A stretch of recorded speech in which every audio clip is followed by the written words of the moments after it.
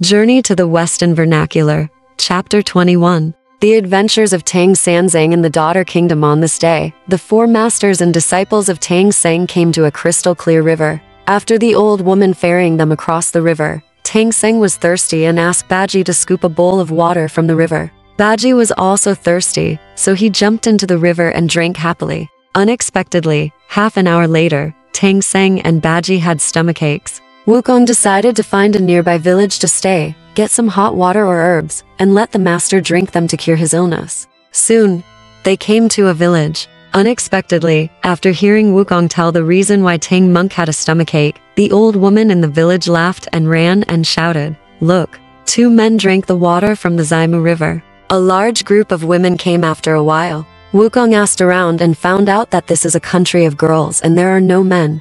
When a woman reaches the age of 20, she drinks water from the Zaimu River and gives birth to a girl in 3 days. Tang Monk and Bajie heard the repeated complaints about their suffering. The old woman smiled and said, "Don't worry, there is a birth spring in Juxian Temple in Jiang Mountain. If you drink the spring water, you will be fine." After Wukong inquired about the location of the spring, he rode a cloud to Jiang Mountain and asked for the spring water from the master of the nunnery, Rui Sanzang. Unexpectedly, Immortal Rui became furious when he heard the words Sun Wukong. It turns out that he is the uncle of the red boy in Huyun Cave. He blames Wukong for not accepting his nephew to be a good boy for Guanyin. No matter how Sun Wukong explains, he just refuses to listen and refuses to give him spring water. Wukong fought with him in a fit of anger, and Rui Sanzang was defeated within a few rounds. Wukong did not pursue him. He found a spring in the nunnery and took a bucket to draw water. Unexpectedly, Immortal Rui sneaked up from behind, hooked Wukong's leg with Rui hook, and pulled Wukong hard, causing Wukong to fall.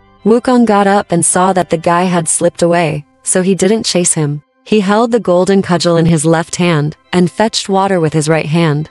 Unexpectedly, the Immortal Rui came again, cut off the well rope and escaped again. Wukong didn't have time to hide and seek with him, so he decided to find Sha Monk to help him get water.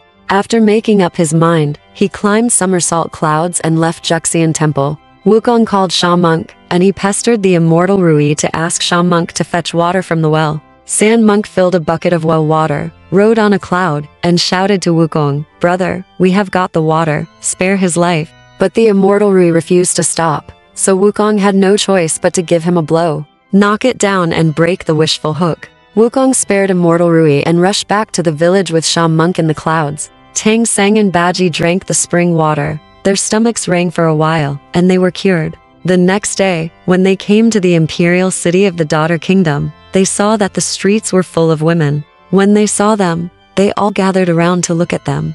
Bajie showed his original face in a hurry, causing the women to scream and run away. It was not easy for them to enter the post house. After a female official asked about their origins, she would arrange for them to stay. He immediately went to the palace to report to the queen. When the queen heard that Tang Sang was very handsome, she decided to make Tang Sang the king and herself the queen, and sent 3 ugly disciples to learn Buddhist scriptures. The queen asked her grand master to act as a matchmaker and went to the post house to propose marriage to Tang Monk. Tang Monk refused. But Wukong said, "Master, since the queen is sincere, please stay." While saying this, he winked at the master. Seeing that, Tang Sang lowered his head and said nothing. The Grand Master thought that he had agreed, so he left and returned to the palace to report to the queen.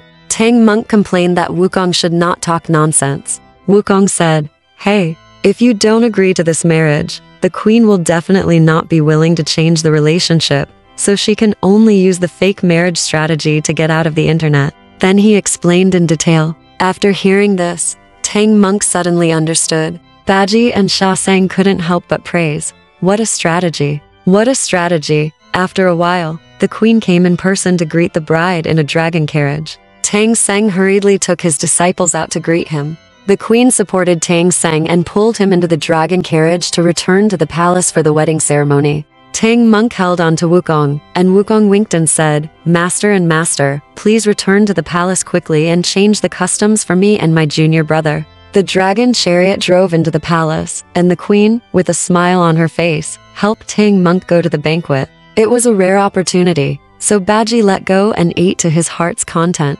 After eating and drinking, he shouted as Wukong taught him, Now those who are married are married, those who are married are married, and those who want to learn from the scriptures have to go on their way. Please hurry up, Queen. Change the custom text for us. The Queen immediately went to the palace, read the guan, stamped the seal, and handed it to Wukong. After Wukong took it, he stood up and said goodbye. Tang Seng said to the Queen, "Your Majesty, I would like to ask you to accompany me to send them out of the city, and give them a few words to show my affection as a master." The Queen immediately sent an order to prepare a dragon chariot and go to see them off. The dragon chariot left the west city gate. Tang Monk stepped off the dragon chariot, turned around and said, "Your Majesty, please go back. This poor monk has gone to study for Buddhist scriptures." The Queen was shocked. She grabbed Tang Monk's sleeves and shouted, "Brother you, we have a wedding." After eating, "Why did you change your mind again?"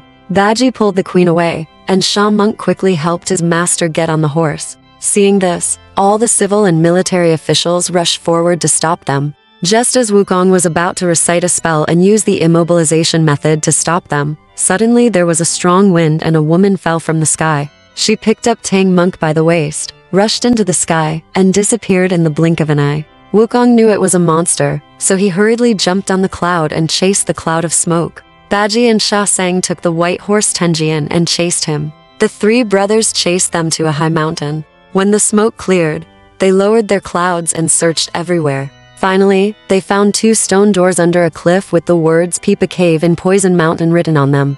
Wukong said to let him feel the situation first. Wukong shook his body and turned into a bee and flew into the hole. I saw a banshee sitting in the pavilion, holding a bun, and urging the master to eat it. The master's face turned yellow, as if he had been poisoned, and he closed his mouth and refused to eat the bun. The succubus said, "You and I are more free as husband and wife here than in the daughter's country." The succubus tried to tease Tang Monk by making many ungraceful appearances. Wukong couldn't stand it anymore, so he revealed his true colors, raised his golden cudgel and started beating her. The banshee blew out a ball of fireworks from her mouth, covering the pavilion, and Tang Monk disappeared immediately. Then she raised her fork and struck at Wukong. Wukong fought and retreated, leading the banshee out of the cave. After leaving the Peepa Cave, Bajie and Sha Sang each raised their weapons to fight the banshee. When the banshee saw that she was no match, she blew out a stream of smoke from her mouth, stretched out one side of her body, and stretched out a 9-section steel whip from her buttocks. Something hit Wukong on the head. Wukong screamed in pain, turned around and ran away. Seeing that the situation was not good, Bajie and Sha Sang also followed Wukong in defeat. The succubus was victorious and returned to her cave. Wukong squatted on a rock, held his head in his hands, and cried out that it hurt. Sha Monk gently took Wukong's hand away. It was not red or swollen, and there were no wounds. He didn't know why. At night, Wukong complained that he had a headache again. The 3 brothers decided to rest in the wilderness for a night before going to catch monsters tomorrow.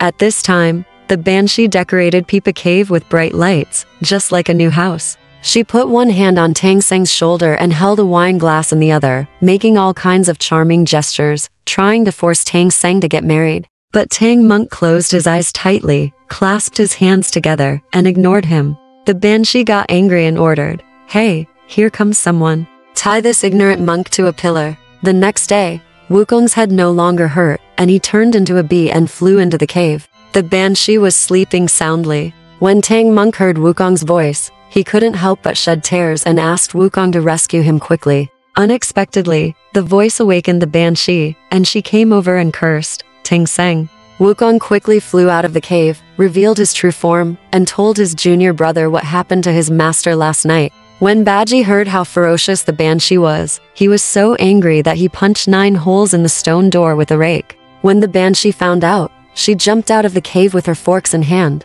After only a few rounds of fighting, the banshee used her same skill as yesterday and pricked Bajie's mouth. Bajie yelled, covered his mouth and ran away. Wukong tasted the feeling of being stabbed, so he put away the stick and left. The banshee smiled and said, "Sun Wukong, don't talk about you. Even Tathagata is a little afraid of me." After saying that, she went back to the cave. When the 3 Wukong brothers didn't know what to do, an old woman walked up the road. Wukong saw that she was Guanyin Bodhisattva. Wukong hurriedly visited Guanyin Bodhisattva with his 2 junior brothers. Guanyin told the banshee that she was a scorpion spirit. When Tathagata Buddha saw her not clasping her hands when he was giving a sermon, he pushed her and she stung her middle finger. To this day, Tathagata Buddha still cannot extend his middle finger straight. She asked Wukong to go to the Dongshan Guangming Palace to ask Pleiades star official to subdue the demon, and then turned around and returned to the South China Sea. Wukong immediately went to heaven, and soon invited the Pleiades star official. Seeing that Bajie's mouth hurt so much that he couldn't speak, Pleiades star officer touched it with his hand and blew a breath of fairy air, and Bajie's mouth stopped hurting. When it comes to subduing the demon, Xingguan said, "Go and lure the banshee out, and watch me catch her with my magic." Bajie and Wukong broke into the demon cave and lured the banshee out. Pleiades star officer stood on the high slope, shook his body, and revealed the original shape of his big double-crested rooster. He shouted "Goo" and the banshee trembled, revealing the scorpion shape. Original shape. The rooster crowed again, and the scorpion immediately died in front of the slope. Brother Wukong sent away Pleiades star officer and went to the cave, where all the maids and girls knelt on the ground and begged for mercy. Wukong looked at them with his fiery eyes and saw that they had no demonic aura. When he asked, he found out that they were ordinary people from the daughter country and had been captured by the banshee as slaves. Wukong immediately let them go. Bajie untied master from the pillar. Wukong followed his master's instructions and distributed the food in the cave to the group of girls as dry food on the way home. The girls said goodbye to them with tears in their eyes. After everyone got out of the cave, Tang Seng and his disciples burned the Pipa cave again and continued to walk towards the west. Alright, this part of the story ends here. Want to know what happened next? Let's listen to the breakdown next time.